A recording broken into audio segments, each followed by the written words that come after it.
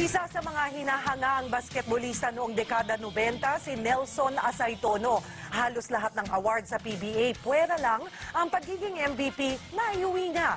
Nasaan na nga ba siya ngayon? Roda Magnaye, ikwento mo.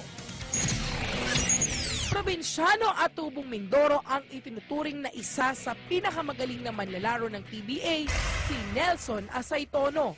Nagsimulang mag-basketball si Nelson sa University of Manila bilang estudyante. Matalo ako sa UM tsaka nag-champion ng UM. Wow! Isang beses lang. Taong 1989 nang makapasok siya sa Pure Foods. Dahil sa kanyang bilis, taas tumalon at lakas magdang, tinawag siyang The Bull. Kaya ang ilang PBA players asar daw sa paglalaro niya. April 7, 2005, nang gawin ni Nelson pang 12,268 point niya. Pang-pito sa may pinakamaraming nagawang puntos sa PBA.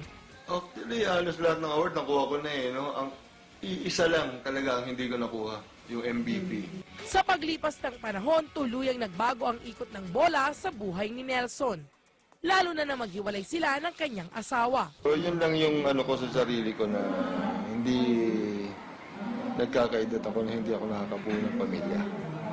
Pero nandiyan yung mga bata, nandiyan lang yan eh. Kahit di niya kasama ang dalawang anak, saludo pa rin ng mga ito sa kanya. Super nice niya talaga. Dito at home and everything. Full-time employee sa isang networking company sa Ortigas, si Asaytono. Ang dating bad boy sa hardcourt, bumait at naging palakaibigan daw dahil sa uri ng trabaho niya ngayon. Saka nakikita ko doon sa ibang tao na hindi nga kilala, nakakakuha sila ng customer nila. Sabi ko, ako pa kaya na, ako na yung tinatawag, ako na yung linalapitan. So, mas madali akong makakuha ng tao. Pero aminado si Nelson, namimiss niya ang pagbabasketball. Kung tatanungin mo kung namimiss kong basketball, sobra. Kaya lang, hindi na natin pwedeng ibalik yung kahapon eh, di ba?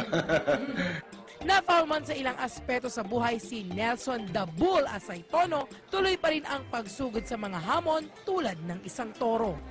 Roda Magnaye, News 5.